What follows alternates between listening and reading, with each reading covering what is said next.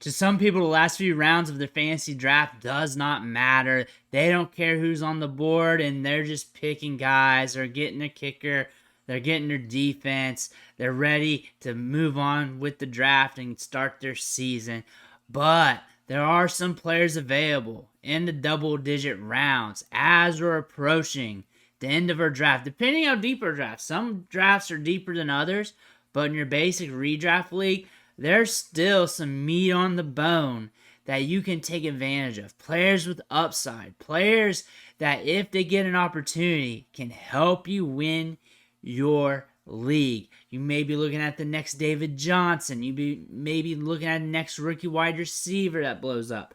You never know, but you need to be looking at the right players in the last few rounds of your draft. Speaking of David Johnson, we have another scenario here that might end up that way if the dominoes fall in the correct path. We're talking about Kendre Miller, rookie running back of the New Orleans Saints.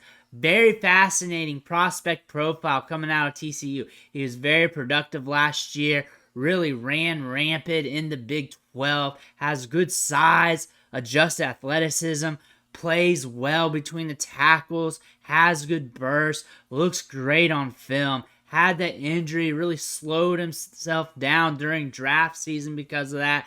Really caused him the drop to the third round. Might have been a second rounder if he didn't have that injury, because he really could have showed off the goods during draft season. But we are here. We're getting ready to start his rookie season. He's on a Saints team that has Alvin Kamara on the depth chart, who really anchors things down when it comes to the touches out of the backfield. But as we know, mid-season, late season, we see rookies pop off here and there, and talented rookies always rise to the top, whether it's their first season or next year. But you want to be on that ship when it starts to sail. Kendre Miller, when you look at the stats from college last year, 1,260 yards, 16 touchdowns. Very productive. 3.66 yards after contact per attempt. 64 missed tackles. Was a third round draft pick. One of the top running backs in this year's draft. And this was one of the most talented, deepest running back classes that we've seen in our entire lifetime. And it just happened. Some of these running backs just fell in the draft. That could be due to economics, or these NFL teams are just drafting other positions, or they just didn't value it in such way, because running backs are a dime a dozen these days. And the fact that they drafted Kendre Miller in the third round shows you that they like his upside. They like how they can use him on all three downs, how he's explosive, how he can really turn things on once he hits the second level. He's a fun running back to watch, and we've already seen it in preseason. Catching balls downfield, making things happen. We had a little bit of an injury scare, but we're coming back. We're looking good, and we're going to start things off with Kamara on suspension, seeing what happens, because they got Jamal Williams also on the roster, and things are going to be clogged up a bit. But the cream rises to the top eventually, and we got a good running back prospect here. Here we go, looking at the Saints offense from last year. Alvin Kamara with a 35% share of the opportunity, of the touches, of the targets coming out of the backfield, and just scraps for the rest. Remember Mark Ingram, he was there for a bit, getting a 14% share. David Johnson as well, as we mentioned, 7%. They made some improvements in the running back depth chart here, getting Jamal Williams and drafting Kendre Miller, so we're going to have some competition here on the back end. But the thing is, we're talking about attrition. We're looking at attrition when we're looking at these double-digit rounds. We're not looking at a guy just looking to usurp everybody or just take enough workload. We're looking at attrition. We're looking at handcuffs. We're looking at the what if. And what we see out with Kendre Miller is a guy who's very explosive. Last year, the Saints were 4th in the league, playing up against 6.62 men in the box. Lightest fronts in all of football, pretty much. This will allow him, if this continues at this pace, which it should, because we got Carr out there dishing the rock, Olave getting deep, Michael Thomas is healthy, running slants, getting that happening out of the slot or wherever he's at. We should still see that, especially out of the NFC South. And we're talking about what if. What if something happens to Alvin Kamara? What if something happens to Jamal Williams? What's that going to look like? Kendre Miller's explosive. They're using him in the passing game. He wasn't used too much in the passing game there at TCU, but they didn't pass the ball a ton either.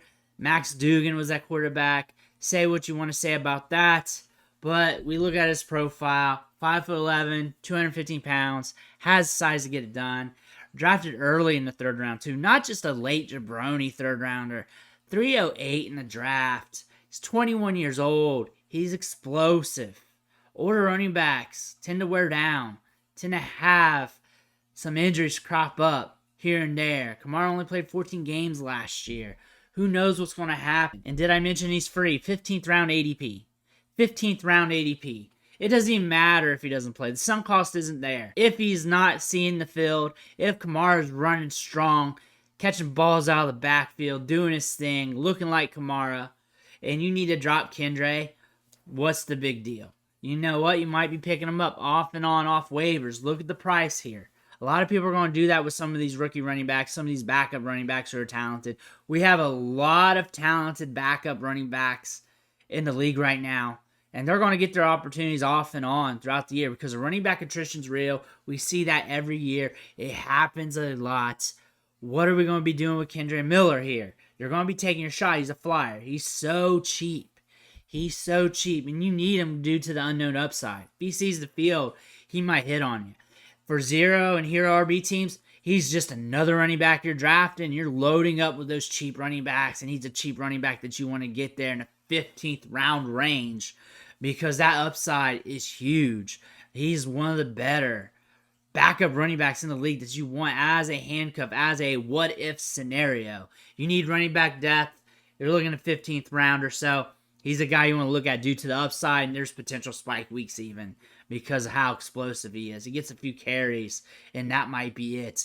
That might be a big game. You don't need him because there's other players with upside that you want.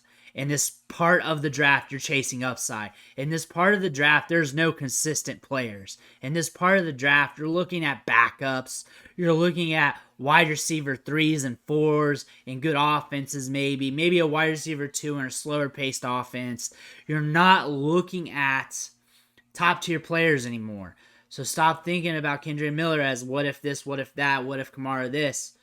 Think of him as a speculative asset, a gamble that is basically free that could go to the moon on you. And then if it doesn't, you're not going to remember come week 6 anyways because you're going to be turning and burning the waiver wire. It doesn't matter. But if you don't shoot for upside in these late rounds and you're just trying to draft roster cloggers because you're afraid to fail, it's going to hurt you. Also in this range, you might be going kicker and defense if you're in a shorter draft. Depends on what's going on in your league.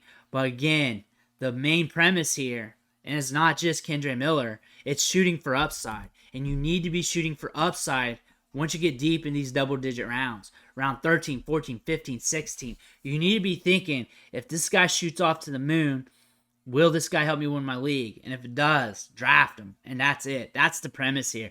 And we're going to be talking about that with a lot of these videos when we're talking about these deep stashes.